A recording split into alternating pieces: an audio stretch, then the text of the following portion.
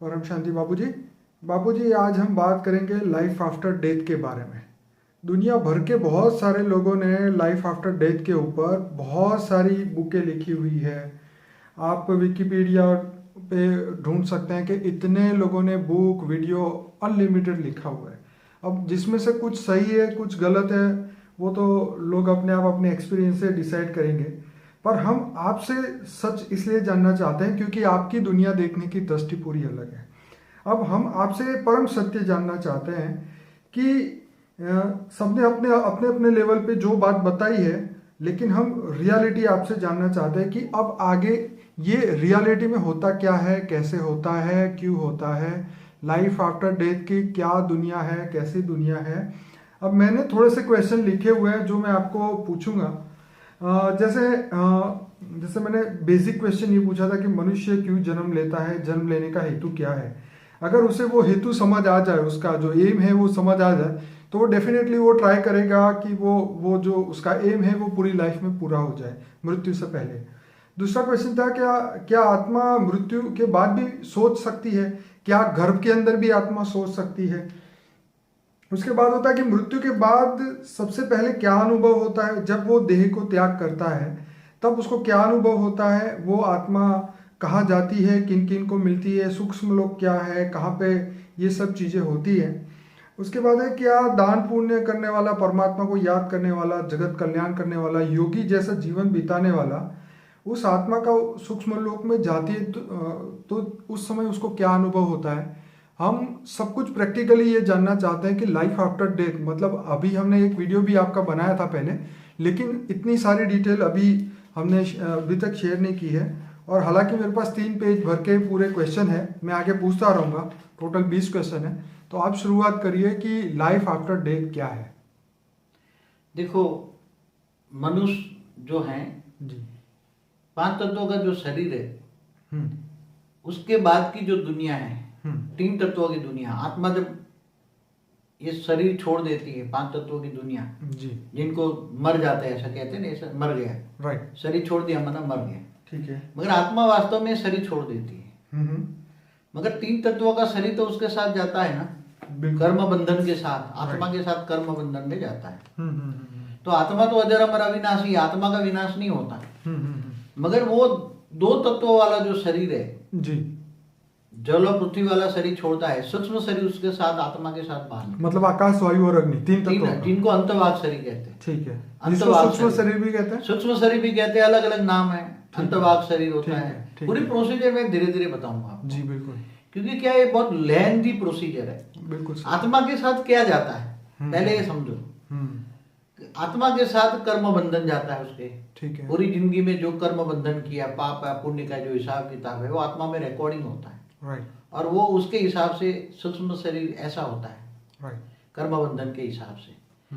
तो अंतवाक शरीर जब बाहर निकलता है, और फिर ये अंतवाक शरीर जो क्योंकि बाहर निकल जाए तो ये रह जाएगा, पुतले में क्या रहेगा, शरीर में रहेगा जल और मिट्टी, 2 तत्व रह जाएंगे। राइट। वैसे भी साइंस वाले कहते हैं ना कि 80% तो पानी है हमारे शरीर में। हाँ, मतलब काफी 75 to 80% है, मोर देन 2/3 ऐसा कहते हैं, मोर देन 2/3। राइट। तो ये जल तत्व और पृथ्वी तत्व आत्मा में भारीपन होता है। इसलिए मनुष्य आत्मा बेचारा ये आत्मा को, आत्मस्वरूप को, आत्मज्ञान को, परमात्मा ज्ञान को इमर्ज नहीं कर पाता, सुन नहीं पाता, और माया है, माया में फंस जाता है।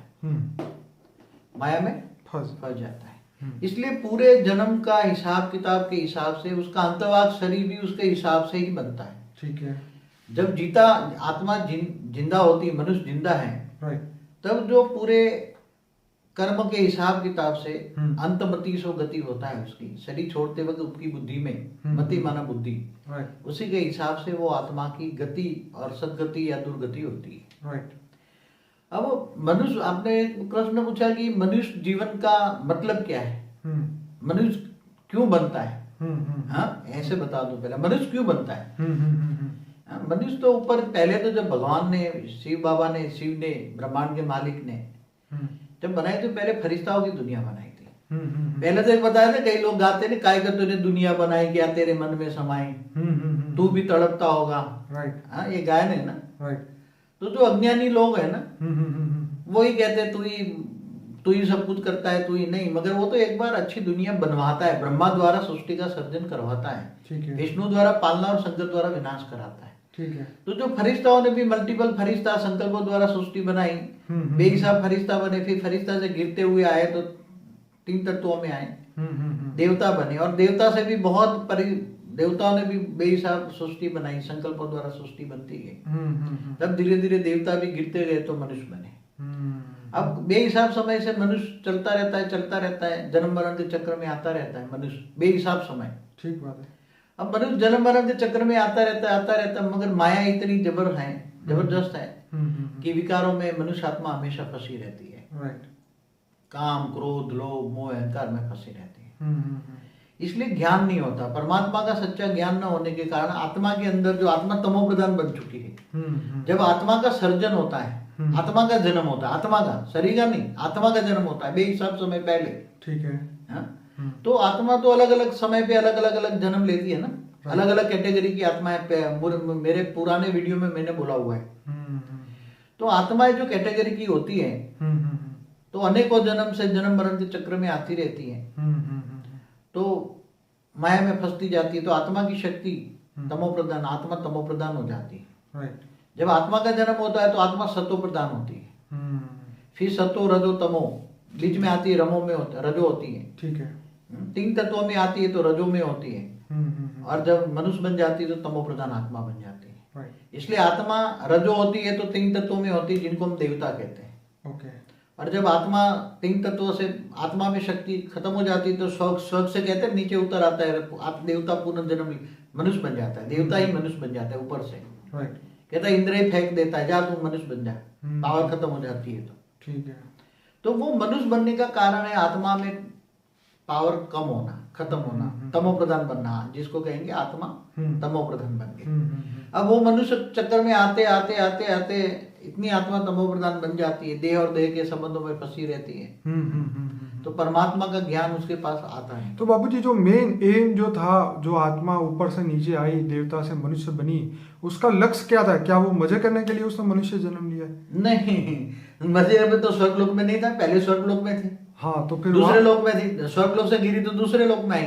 ठीक है। फिर नीचे तीसरे, मतलब धरती पर आने से पहले दूसरे लोक में आती है। ठीक है। देखो, देवता नीचे आते हैं तो दूसरे लोक में आके कई देवता पुरुषार्थ करते वापस तीसरे लोक में चले जाते हैं। अच्छा, मतलब वो मनुष्य बन के फिर योगी की तरह जीवन बिता के वापिस परमात्मा को याद करके फिर देवता ही पद पाते हैं। ऐसा है कि देवता, जब देवता ही पद पाने के लिए कई स्वर्ग लोक में भी पुरुषार्थ होते हैं, उनको देवता नहीं चाहिए। हाँ, उससे भी ऊपर जाना है, तीसरे लोक से ऊपर उनको जाना है। ये देवता तो माया है, क्या है? माया। माया है। राइट। देवताओं के पास महामाया है। हाँ, धरती पे माया है, उनके पास महामाया है। धरती पर माया तो उसके पास महामाया है, देवता माया भी थे। ओके।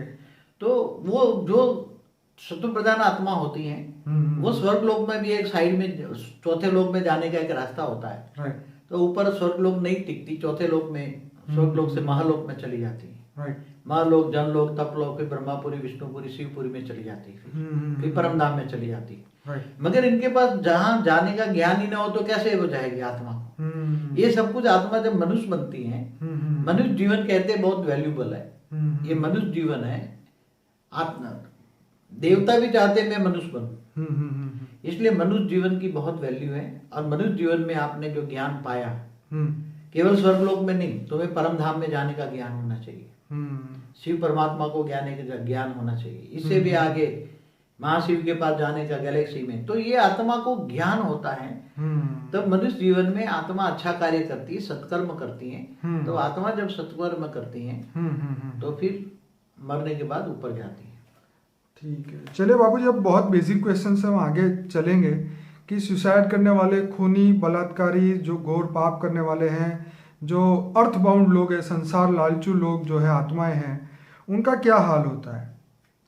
देखो, जो महापापी आत्माएं हैं, तो महापापी आत्मा जब शरीर छोड़ती है ना, राइट, तो पहले तो कहते थे धर्मराज आगे ले जाता है उसको, क्या बोलते हैं उसके दूत, क्या इसके, हाँ हाँ हाँ वो क्या बोलते हैं उसको, आगे ले जाते थे। ठीक है। मगर अब ऐसी व्यवस्था खत्म हो गई, पहले व्यवस्था थी। यमराज अपने यमराज, हाँ यमराज अपने दूत भेज के उसको ले जाता था। यमदूत। यमदूत, फिर चंद्रगुप्त चित्रगुप्त का चौपड़ा चलता था और हाँ हाँ पाप पुण्य का हिसाब बताया जाता है। ये मगर पुराना हो गया, अभी तो वहाँ ऑटोमेटिक सुपर कंप्यूटर लगे होते हैं ओके। और आत्मा में भी रिकॉर्डिंग होती है। हम्म। तो आजकल तो क्या, जिस धर्म को मानने वाली आत्मा होती है, राइट। उसी धर्म की आत्मा उसके पास, जैसे सूक्ष्म जगत में भी उसी धर्म की आत्माएं, धर्मात्मा ऊपर होते हैं। तो यहाँ जैसे कोई भी धर्म को मानने वाला है तो ये उसी धर्म की आत्मा उसको अगर वहां अपने सूक्ष्म जगत में वहां ले जाएगी। ओके। और मगर जो महापापी आत्मा है उनको आसपास में कोई धर्म वाली आत्मा नहीं है और महापापी है तो उसको कोई धर्म वाली आत्मा नहीं ऊपर ले जाएगी। तो नास्तिकों का क्या होता है? अब वही जो महापापी आत्माओं को इसकी कैटेगरी की आत्माएं घेर लेती हैं,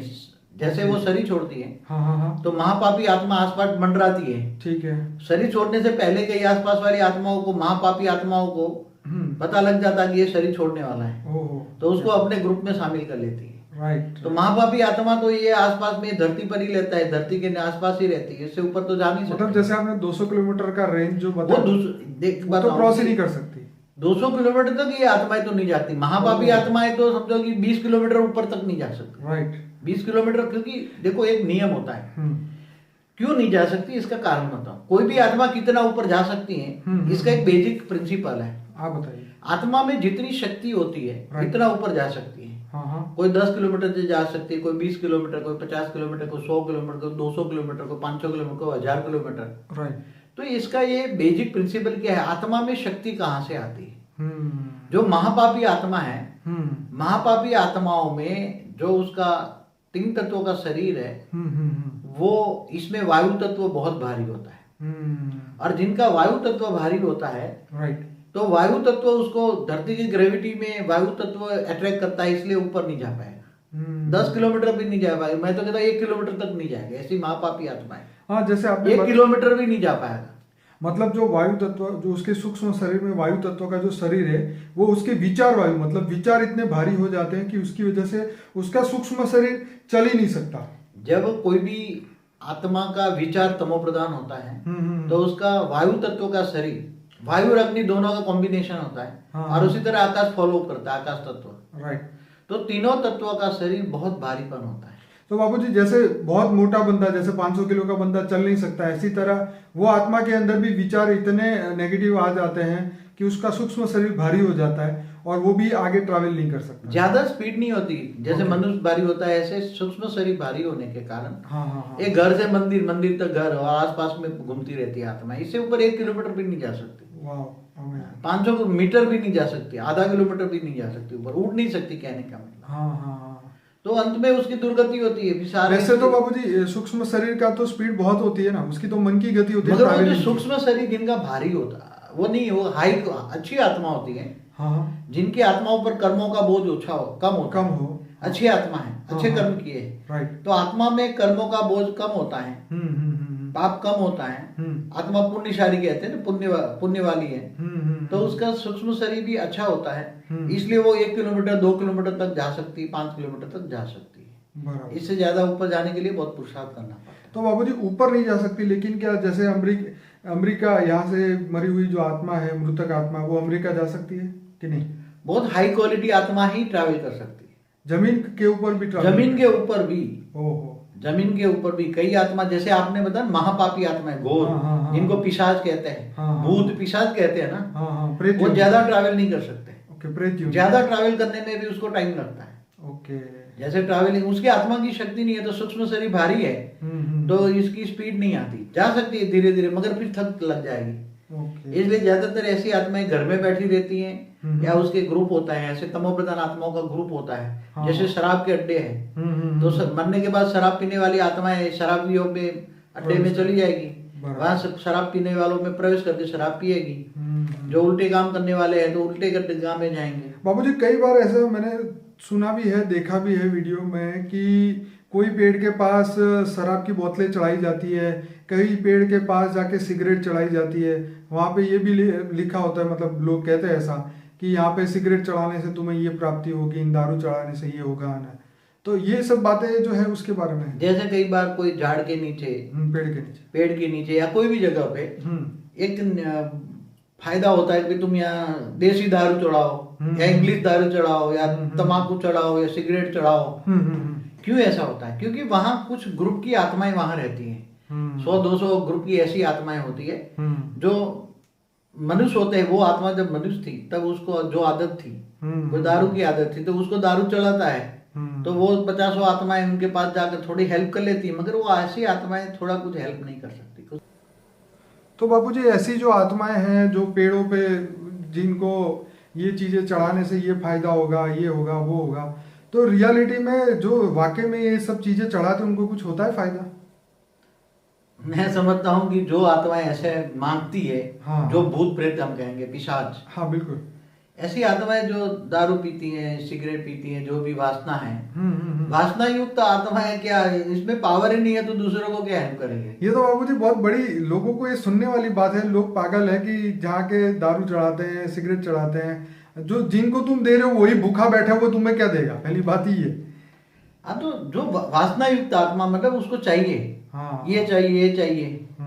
मनुष्य अवतार में जो वासना रह गई है, वो अधूरी वासना, वो भूत प्रेत भर के किसी में प्रवेश करके वासना पूरी करते। मैं एग्जांपल दूं, कईयों में भूत प्रवेश करके बोलते हैं भाई मेरे को दारू दे, मटन दे, ये खाना दे, मेरे को ये दे, तो मैं चली जाऊंगी।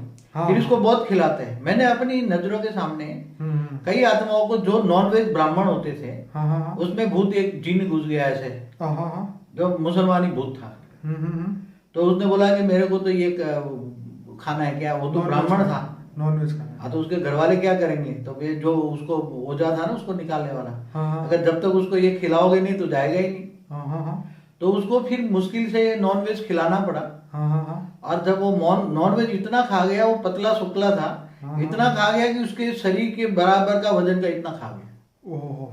फिर एक बार मैं किसी के यहाँ था, मुझे बचपन से शौक था, गांव में भी शौक था कि जहाँ भूत प्रेत निकालते थे मैं वहां चले जाते, जहाँ डाकले, गुजराती में बोलते डाकले बसते हैं, तो भूत भूत बुलाते थे, प्रवेश कराते थे, फिर बोले हाँ तू बोल क्या। तो बहुत झूठे होते हैं भूत प्रेत भी, इतना झूठ बोलते हैं, इतना झूठ बोलते हैं। जो इंसान जिंदे में झूठा है तो मरने के बाद तो महाझूठा ही बनेगा। तो महाझूठा, महापापी आत्माओं की ऐसी हालत होती है।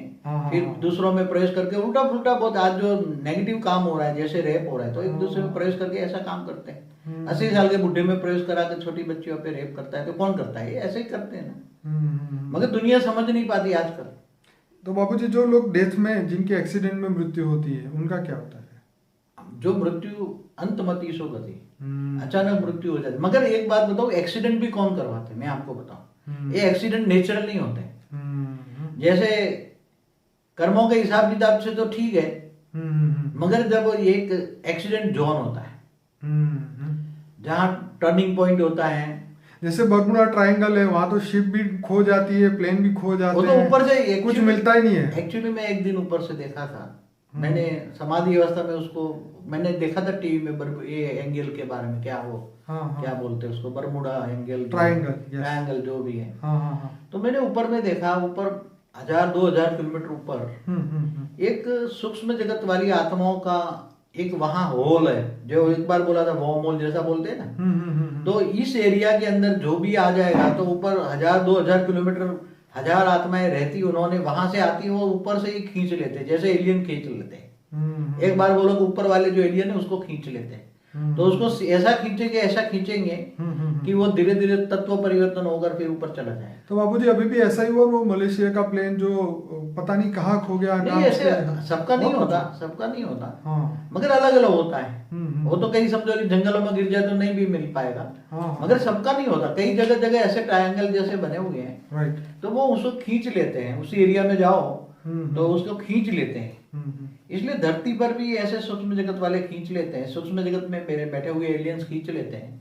तो बाबूजी ऐसी बहुत सारी मिस्ट्री है जिसका कोई जवाब नहीं है। यहाँ ये हो गया, उसका कोई साइंटिफिक रीजन नहीं है। तो जहाँ पे ये साइंटिफिक रीजन नहीं मिलता, वहाँ पे ये अध्यात्म या भूतों की दुनिया, ये सब चीज़ों को ये लोग आगे लेके आते हैं। जैसे एंशंट एलियन में भी यही होता है कि पहले ये लोग अपना, भौतिकवादी लोग अपनी बुद्धि लगाते हैं, जब वो नहीं मिलता तो फिर वो लोग उसको शास्त्रों में ढूंढने लग जाते हैं, फिर उससे भी आगे ढूंढते हैं।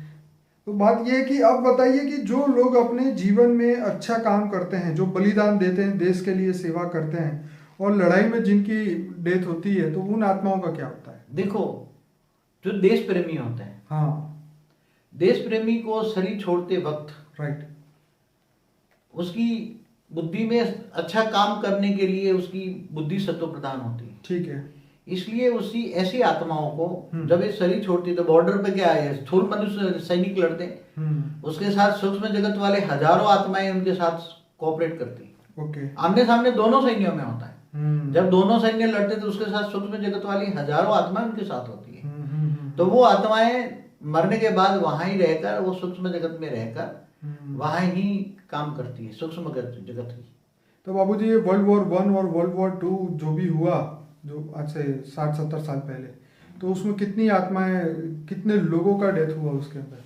ऐसा है कि जो आत्माएं चाहे वॉर में मिले या कहीं भी मिल जाए, हाँ, तो चाहे एक्सीडेंट में मरे, एक स्थिति याद रखो, जिनको परमात्मा का ज्ञान नहीं है तो वो आत्मा यहाँ समझो कि धरती के नजदीक वाला सूक्ष्म जो ऐसी आत्माओं के साथ रहे। उसका मेन हमेशा एक रीजन देखो, कोई भी कॉमन चीज कि उसको ज्ञान है, पहला सब्जेक्ट है ज्ञान। ठीक है। आत्मा को परमात्मा के पास जाने का परमात्मा का ज्ञान है। फिर ज्ञान होगा तो उसको मरने के बाद कहाँ जाना है वो डिसाइड करेगा ना, क्योंकि मुझे मरने के बाद स्वर्ग में जाना है या विष्णुपुरी जाना है, वैकुंठ जाना है, राइट, या शिवपुरी जाना है या परमधाम जाना है। ठीक है। तो आत्मा के पास जितना ज्ञान होता है इतना ही वो डिसाइड करती है और इतना जीवन का लक्ष्य बन जाता है। ऐसे हिसाब से वो कर्म करती है, श्रेष्ठ कर्म करती है। बाकी ऐसी आत्माएं तो जिनको एक हमेशा याद रखो, शास्त्रों में एक बहुत अच्छा शब्द है, अंत मति सो गति। राइट। आत्मा चाहे कोई सैनिक हो, चाहे महापापी हो, चाहे कोई भी हो, मरते वक्त उसकी बुद्धि में क्या है, मति माना बुद्धि, अंत मति सो गति। अंत में शरीर छोड़ते वक्त आत्मा जब शरीर छोड़ती है तब उसकी मति माना बुद्धि में क्या है, उसके हिसाब से उसकी गति या दुर्गति या सदगति होती है। तो गति माना स्पीड। तो कहाँ जाना है भाई, मुझे अच्छा काम किया स्वर्ग में जाना है, तो लक्ष्य उसका स्वर्ग में जाने का था, अच्छे काम किए स्वर्ग में चली गई। जैसे बाबूजी, जैसे स्टूडेंट का जब एग्जाम होता है तो जब लास्ट 3-4 मिनट बचती है, जब एग्जाम खत्म हो रही है, तो उस समय उसके माइंड में सिर्फ यही बाकी होता है कि ये लिख दूं, ये लिख दूं, ये बाकी था, ये बाकी था। और जब लास्ट में जब पेपर देता है मास्टर को, तो उस समय उसके दिमाग में आता है यार ये तो लिखना ही रह गया, ये तो लिखना ही रह गया। मतलब यही है कि मनुष्य जीवन में तो वो पूरे जिंदगी तो मजे करता है, लेकिन जब मृत्यु आती है तो उस समय उसको ये आता है, ये होता है कि ये बाकी रह गया, ये करना था, ये बाकी था, तो इच्छाएं अपनी उसकी बाकी रह जाती है। तो उसके बारे में आप बताइए। देखो, आत्मा जब जवान होती है ना, मनुष्य जब जवान होता है, राइट, तब तक तो मायावी दुनिया में बहुत बोलता है मैं बूढ़ा होकर ये भगवान को याद करूंगा, क्या कहता है, लाम लाम भजो, पर मगर बुढ़ापे में राम की जगह लाम लाम हो जाता है, क्योंकि उसका शरीर काम नहीं करता ना। बिल्कुल। अंगम गलितम, अंग गल जाते हैं, अंगम गलितम पलितम तुन्नम दशरवीनम जातम तुन्नम, ना, तो जो अच्छा श्लोक है संस्कृत में।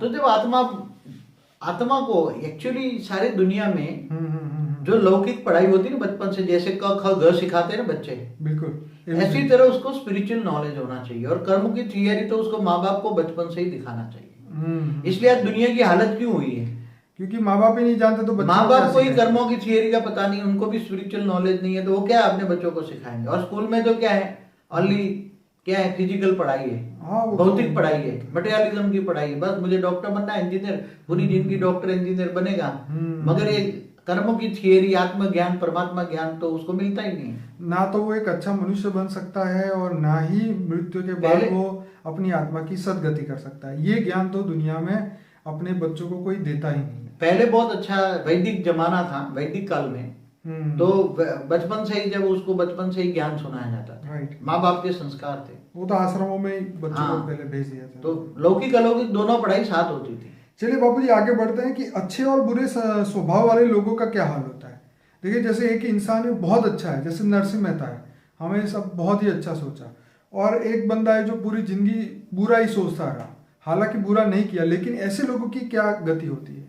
देखो, ऐसा है जैसे नरसिंह मेहता है, तो पूरे जन्म तक उसने राधा कृष्ण की रास लीला के गायन गाए, उसने बहुत अच्छा गाना एक है, उसका ज्ञान देखो कितना ऊंचा ज्ञान है उसका। उसने एक गाया है कि अखिल ब्रह्मांड में एक तू श्री हरि, जूझवे रूपे अनंत भाषे, वेद माँ वेद तू तत्व माँ तत्व तू। तो उसको इतना ज्ञान था। तो ज्ञानी तो आत्माएं तो फिर जो श्री हरि का उपासक था, फिर वो निराकार को भी मानता था। राइट। तो वो जहाँ उसका लक्ष्य होता है, जीने का लक्ष्य होता है, तो अंतमति सुगति ऊपर चला जाता है। और जो दूसरे बताए, क्या बताए, वही अच्छे और बुरे स्वभाव वाली, जो हाँ, बुरे अच्छे और बुरे स्वभाव वाली। हाँ, जैसे अच्छा स्वभाव है, देखो अच्छा तो आपने बताया, बुरे स्वभाव वालों को क्या? बुरे बताए, महापापी आत्मा है, दूसरों को दुख देते हैं, दूसरों का हक छीन लेते हैं, दूसरों को दुख देने का काम करते हैं। तो ऐसी आत्माओं को अंतिम समय में जब शरीर छोड़ने का वक्त आता है, राइट, तब उसको सारी जिंदगी याद आता है। और शरीर छोड़ते वक्त वो शरीर नहीं छोड़ सकता।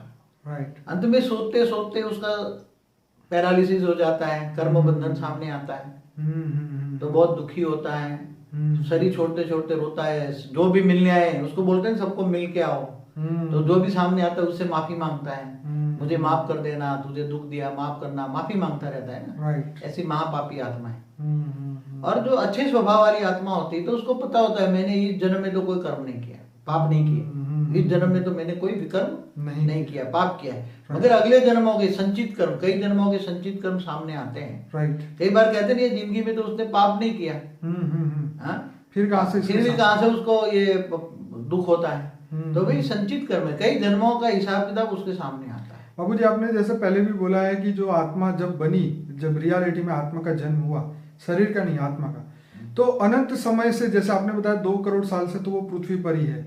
जीवन और मृत्यु के चक्र में करते करते पता नहीं हजारों उसके जन्म हो चुके हैं। जैसे कृष्ण ने भी अर्जुन को बोला था कि मेरे भी बहुत जन्म मेरे भी हुआ, तू तेरा नहीं जानता पर मैं जानता हूँ। तो ऐसी तरह जब इंसान इतने जन्म लेता जाता है, नेगेटिव सोच होती जाती है, तो वो तो फिर उसको कुछ ज्ञान नहीं रहता, तो फिर वो बुरे स्वभाव को ही समझता है कि ये मेरा नेचुरल स्वभाव है। देखिए, हालांकि परमात्मा ने सबको बहुत बढ़िया बनाया था, लेकिन अच्छे स्वभाव को उसने खुद ही छोड़ दिया है। वो नेगेटिविटी को ही पकड़ के चलता है और वही सोचता है कि यही मेरा रियल स्वरूप है। चलिए बाबूजी, इससे भी आगे बढ़ते हैं कि जब सूक्ष्म जगत और कारण जगत में, जैसे आपने पहले भी बताया था कि कारण जगत में, सूक्ष्म जगत में मंदिर, आश्रम, ज्ञान केंद्र बहुत सारे हैं, तो वो आत्माओं को हेल्प करते हैं। तो वहाँ पे किन आत्माओं की एंट्री हो सकती है?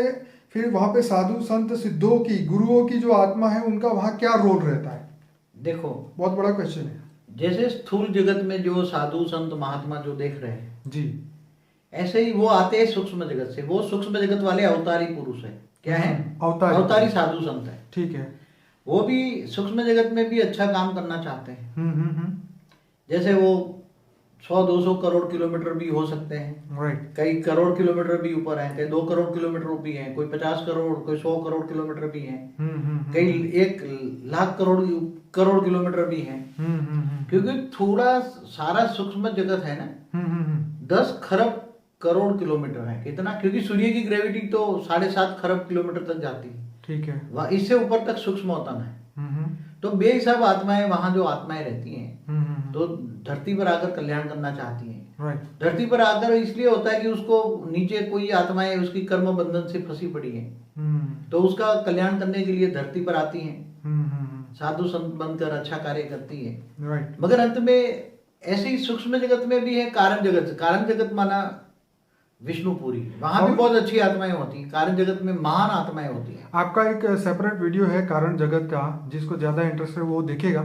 लेकिन मेरा ये कहना है कि जब ये आत्मा अच्छे कर्म करके जब वो ऊपर जाती है, तो वापिस वहाँ उसको साधु संत और जितने उसके गुरुजन है उसको वहाँ मिलते हैं, तो उसके बाद क्या होता है? वो रोल क्या रहता है उनको? देखो, क्या वो उनको ऊपर से ही आत्मा से परमात्मा बनने का पढ़ाई ज्ञान सब कुछ दिया जाता है, कि उसको वापस धरती पे भेजा जाता है कि ये करके आ? ज्यादातर जो निचली क्वालिटी के सूक्ष्म तन से आती है ना, जो धर्मपिता धर्म को, ठीक है, वो क्या कहता है, जब शरीर छोड़ने का वक्त होता है, तो उसके जो साधु संतों के जो भक्त की आत्माएं हैं, उसको ले जाकर ऊपर अपने साधु संत के पास, ऊपर अपने धर्म गुरु के पास ले जाती है। तो क्या ऊपर मंदिर आश्रम सब कुछ है? सब कुछ है। जैसे इससे भी अच्छे है, मंदिर आश्रम सब कुछ है। तो वहाँ वो मंदिर आश्रम रहती है।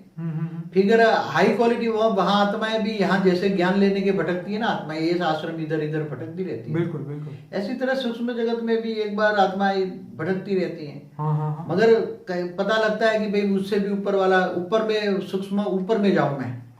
समझो कि 1 लाख करोड़ किलोमीटर ऊपर मैं जाऊं, हाँ, तो वहां अच्छे साधु संत बैठे हैं ओके, जो मुझे अच्छा ज्ञान देंगे। जैसे ऋषि, महर्षि, हाँ, ब्रह्म ऋषि। हाँ, तो अलग अलग लेयर्स बताए ना। हाँ, जैसे Mahalok, Janalok, Taplok. Right right right. तो जैसे कोई महालोक में पहुंचा तो उससे ऊपर अगर 5वें लोक में, जनलोक में जाने की कोशिश करेगा, राइट, तो वहां पे ऋषि मुनि उसको ज्ञान देके तुझे ऊपर कहाँ जाना है, कैसे जाना है, उसकी आत्मा की विधि बताते हैं। फिर वो आत्मा तपस्या करती है।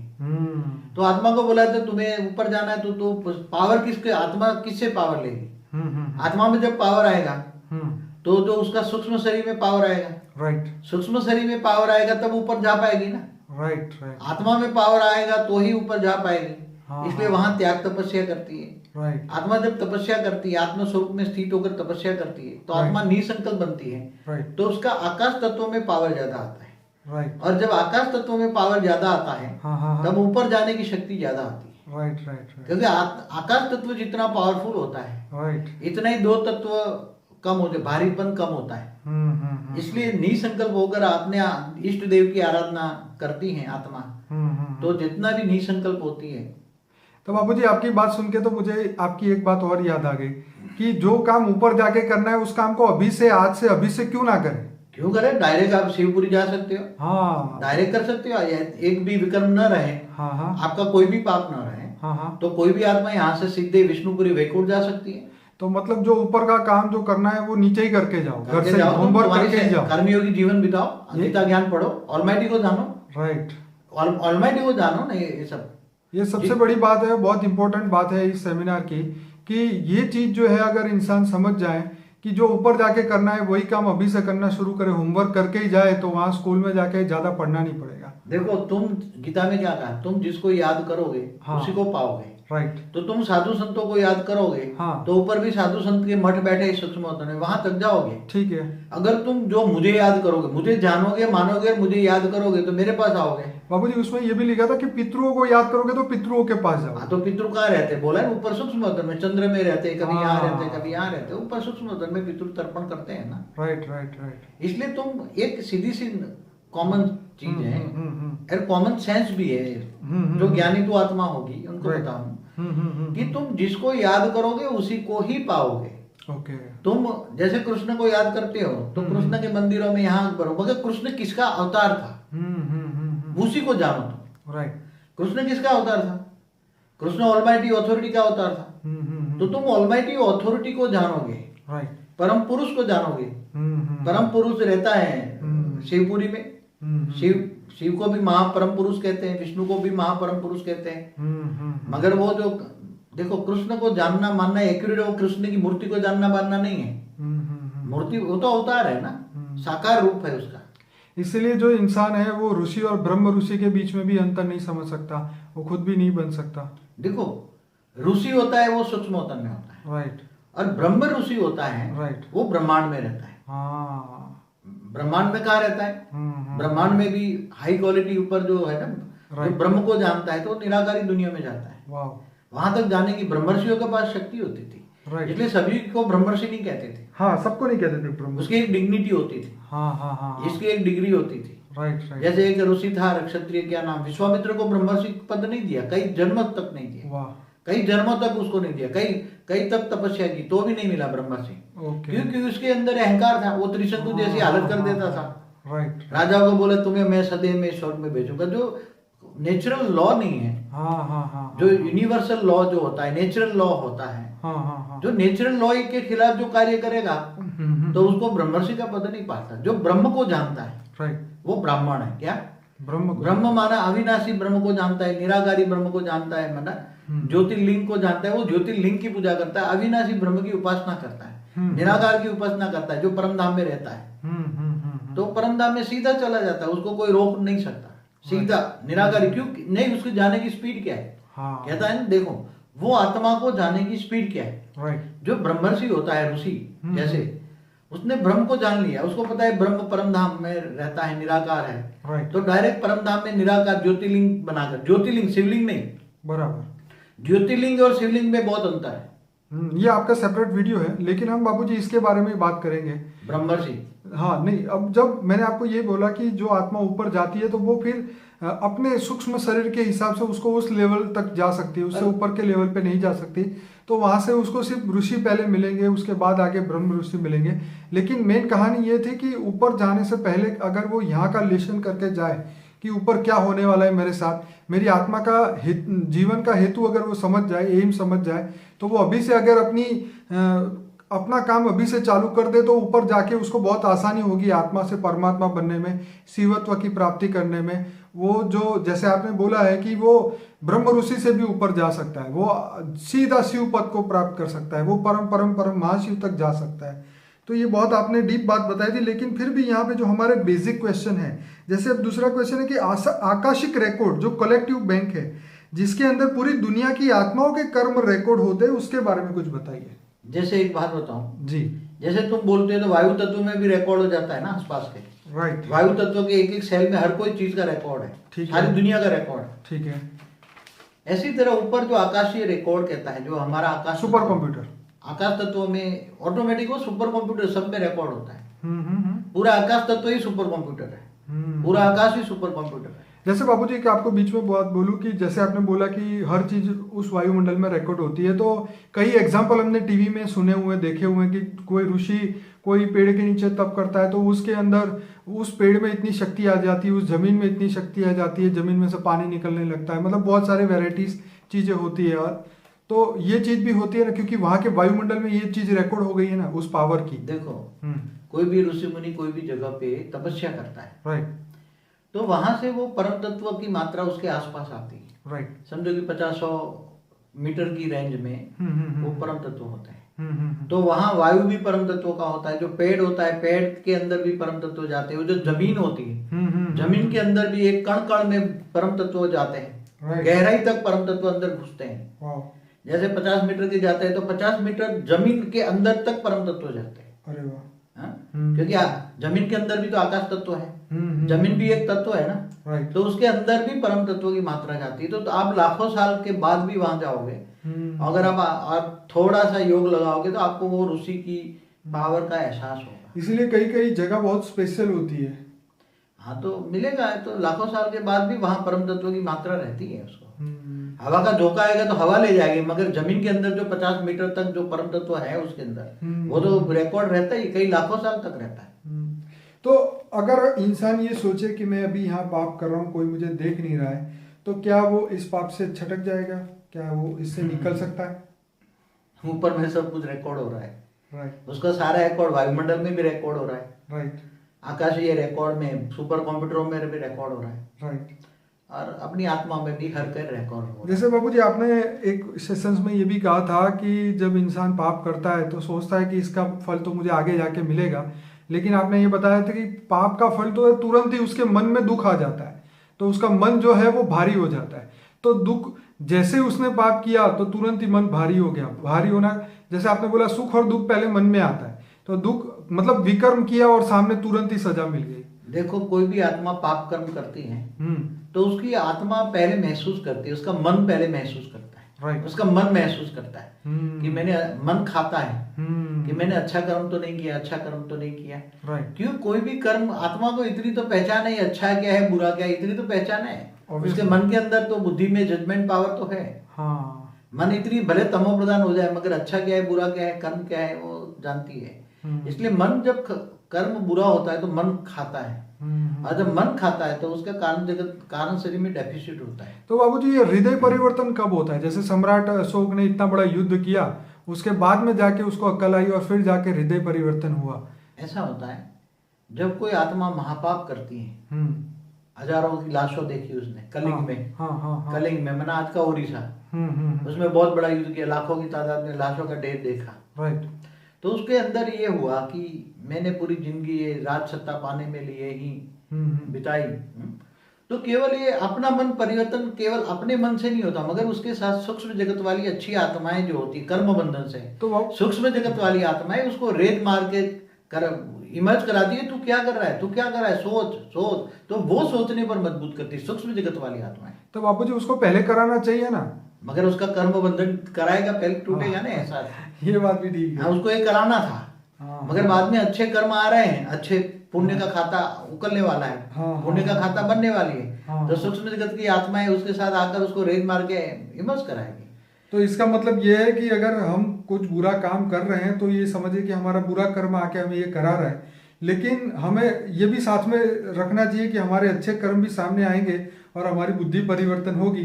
तो ये ऐसा कोई हर कोई नहीं करना चाहिए, ऐसा सोचना नहीं चाहिए। अच्छा, कर्म करने से पहले सोचना चाहिए। राइट। ज्ञानी पुरुष तो सोचने से पहले भी सोचता है कि मैं क्या सोचूं। ओके। ज्ञानी पुरुष तो निसंकल्प ही रहता है ज्यादातर, वो परमात्मा की याद में कर्मयोगी जीवन बिताता है, ऑलमाइटी ऑथोरिटी को ढूंढता है ज्ञानी तो आत्मा, और हमेशा कर्मयोगी जीवन बिताता है। उसको तो पता है हर पल पल मुझे परमात्मा से, ऑलमाइटी ऑथोरिटी से परम लाइट आ रही है, मेरी आत्मा में परम लाइट आ रही है, और परम लाइट आत्मा में आकर मेरा कारण शरीर चार्ज हो रहा है। जन्मों जन्म के विकर्म मुझे साफ करने हैं, जन्म जन्म के पाप मुझे धोलने हैं, जन्मों जन्म के पाप की धुलाई करनी है। तो ये समझ ले कि मनुष्य जन्म मिला है तो पाप की धुलाई करनी है। हाँ, तो मनुष्य जन्म इसलिए तो मिलता है पाप की धुलाई करने के लिए, फिर पाप को धुलाई कर जाओगे तो ऊपर जाओगे। चलिए बाबू जी, और आगे बढ़ते हैं कि ये पुनर्जन्म क्यों होता है और उसका रीजन क्या है, किसका जन्म होता है और किसका नहीं होता, कौन डिसाइड करता है कि तू अंबानी के घर जन्म लेगा कि तू गरीब के घर जन्म लेगा, कौन डिसाइड करता है कि तू मेल बनेगा या फीमेल बनेगा, कौन सा शरीर तुझे मिलेगा, ये कौन डिसाइड करता है? देखो ऐसा है, पहले तो ऊपर चित्रगुप्त बैठता था, पहले बहुत जमाने में, बहुत पुरानी बात हो गई। हाँ, ये तो बहुत हमेशा परिवर्तन होता रहता है। ठीक है, मगर अभी आत्मा के अंदर हर चीज रिकॉर्ड होती है। जो आत्मा श्रेष्ठ कर्म करती हैं तो थोड़ा ऊपर सूक्ष्म जगत में जाती हैं, राइट।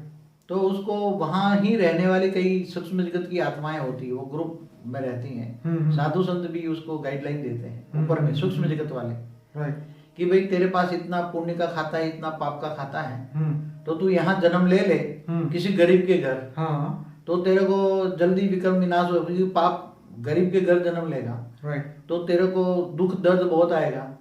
दुख दर्द बहुत आएगा तो तू भगवान को ज्यादा याद करेगा, और परमात्मा को ज्यादा याद करेगा तो तेरे विक्रम विनाश कर जाएंगे। तो बाबूजी, जो लोग अंधे पैदा होते हैं, बच्चे या हैंडीकैप पैदा होते हैं, वो जानबूझ के सूक्ष्म जगत वाले उसको जानबूझ के ऐसा करने का आग्रह करते हैं। वाह। वो संकल्प लेके ही ऐसा बनना चाहते हैं कि मैं लूला लंगड़ा बनूं तो मेरे एक जन्म के अंदर कई जन्मों के पाप कट जाए। इसलिए वो ऊपर सूक्ष्म जगत वाले ऊपर बड़े बड़े ऋषि मुनि बैठे हैं, वो तो उसको गाइडलाइन देते हैं, क्योंकि तुम्हें पाप बंधन करना है, पाप से कटना है, कर्मातीत अवस्था जल्दी निकलना है, तो तू लूला लुंगड़ा अंधा लूला बन जा और कर्मातीत अवस्था हो जाए। जैसे डॉक्टर के पास जाता है तो डॉक्टर तीनों ऑप्शन देता है, पहले दवाई से ठीक होना है कि इंजेक्शन से होना है कि फिर सीधे सर्जरी कर दे। तो जैसा कारण वैसा उसका निवारण। देखो, अगर सूक्ष्म जगत में रहकर अगर कोई पाप धुलना चाहता है तो उसमें बहुत टाइम लगता है। इसलिए क्या कहते हैं, एक जन्म तू नीचे चक्कर मार के आजा, जरा विक्रम विनाश करके आजा, लूला लंगड़ा बन के। सब लूला लंगड़ा अंधा बनेगा तो सब उसको नफरत करेंगे ना, तो सबकी जो नफरत करेंगे तो उसका पाप धुलता जाएगा। तो बापूजी, वो तो आके भगवान को इतनी गालियां देता है कि मुझे क्यों लूला लंगड़ा बनाया, मगर वो भूल जाता है मैं कौन हूँ। वो तो जब मनुष्य अवतार में जब धारण करता है, जब गर्भ में आत्मा आती है, तो जब पहले तो जब गर्भ में धारण करने वाली आत्मा कौन होती है, कहते हैं तो एक सूक्ष्म सेल होता है, एक सेल होता है, जिनको हम कहते हैं निराकारी, आत्मा की निराकारी स्टेज, एक सेल बन के निराकारी स्टेज एक सेल बन जाती है, ठीक है, एक एटम बन जाती है। और वो जब फिर 3-4 महीने का होता है, धीरे धीरे बॉडी बनता जाता है, और फिर जब 5-6-7 महीने की आत्मा होती है तो उसको एहसास होता है। तो ये सब मगर भूल जाती है, अगले जन्म का धीरे धीरे भूल जाती है सब। बाबूजी, मेरा एक क्वेश्चन सॉल्व कीजिए कि जैसे मैंने आपसे पहले सुना हुआ था कि जब वो उसकी सूक्ष्म शरीर के अंदर इतनी डेफिसिट हो जाती है, तो जैसे उसका हाथ या पैर, जैसे हैंडीकैप पैदा होने से पहले उसका सूक्ष्म शरीर ऐसा हो जाता है, और रियलिटी में जब उसको पुनर्जन्म के लिए भेज दिया जाता है धरती पे, तो उसके सूक्ष्म शरीर के हिसाब से ही उसका फिर ये शरीर बनना शुरू होता है। जैसे अंधा बच्चा है तो वो उसकी सूक्ष्म शरीर में उसकी आंख पहले खराब होती है। हाँ, बरोबर है। जब आत्मा महापापी होती, महाघाती होती है, हाँ, तो उसका सूक्ष्म शरीर ही ऐसा हो जाता है, उसमें डेफिसिट होती है, सूक्ष्म शरीर में डेफिसिट होती है। ओके। तो फिर ऊपर से बता दे कि ये डेफिसिट पूरी करनी है तो मनुष्य अवतार में जाओ और विक्रम विनाश कर, पाप धुलाई कर दो। तो बापूजी, ऐसा भी होता है कि जैसे बहुत अच्छा बंदा हो लेकिन बैठे बैठे अंधा हो जाता है, या बैठे बैठे उसको कोई प्रॉब्लम होता है, तो उस समय फिर उसका पाप का बोझ उस समय पे उसके सामने आ जाता होगा, उसका सूक्ष्म शरीर काला हो जाता होगा, ऐसा जैसे आपने बताया। ऐसा होता है। ज्यादातर स्थूल जगत के आसपास सूक्ष्म जगत वाली आत्माएं रहती हैं। ठीक है। जब कर्म बंधन सामने आता है कि कहते हैं बैठा बैठा अंधा हो गया, हाँ तो पहले तो उसकी सूक्ष्म शरीर में डेफिसिट होती है, चाहे उसके अंदर शुगर हो, बीपी हो, ये हो, कोई ना कोई डेफिसिट होती है। राइट। तो धीरे धीरे उसका और सूक्ष्म जगत वाली आत्मा उसको रेज मार के उसको अंधा बनाना चाहती है, बना सकती है। ओके। ज्यादातर हर कोई एक मनुष्य आत्मा के साथ एक सूक्ष्म जगत वाली आत्मा होती है, कम से कम मैं तो ये अनुभव करता हूँ। बाबूजी आपका कहना ये भी सही है। मैंने एक सुप्रीमो मास्टर करके यूट्यूब में सर्च किया था, उन्होंने भी ये कहा कि हर इंसान के पास 4 एंजल है। कम से कम एक तो होती है, 4 भी ब्रह्मा कुमारी की वाणी में भी ये बोला है कि अंत समय में एक बंदे के साथ में 14 आत्माएं होगी। हाँ, सूक्ष्म घुसे के अंदर, हाँ अंदर घुसेगी, प्रवेश करेंगे भगवान को देखने के लिए। अंतिम समय जब भगवान प्रत्यक्ष होगा तब उसको देखने के लिए 14 एक शरीर में 14 भूत प्रवेश करेंगे, आत्माएं प्रवेश करेंगे। ओके बाबूजी, अभी इसको यहाँ ही रोकना चाहूँगा। हम इसका दूसरा पार्ट तैयार करेंगे जिसके अंदर बाकी के क्वेश्चन लिए जाएंगे। लेकिन मैं यहाँ अपने श्रोताओं को बताऊंगा, अगर आपको ये वीडियो अच्छा लगा तो हमारे चैनल को सब्सक्राइब करिए, लाइक करिए और शेयर करिए। दूसरा एक है कि उसको बोलो सब्सक्राइब करके वो लाइक भी करे। बिल्कुल, लाइक करना बहुत जरूरी है, सब्सक्राइब भी करे तो बहुत वीडियो आगे चलकर, ताकि बाबूजी के जो 250 वीडियो और भी है वो आप, और जो हम हर हफ्ते एक नया वीडियो डालेंगे वो भी आप अपने आप ही आपको यूट्यूब से जानकारी मिलेगी। बाबूजी आपका बहुत बहुत धन्यवाद। परम शांति।